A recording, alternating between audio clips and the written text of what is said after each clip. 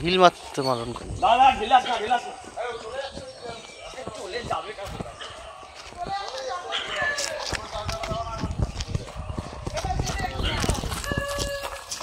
ওই ধরে না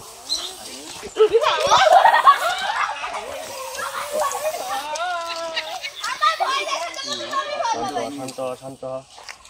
শান্ত ভিতরেরটাও আওয়াজ করতে শুরু করে তখন থেকে এরকম ফসফস করছে এই ঠান্ডা হও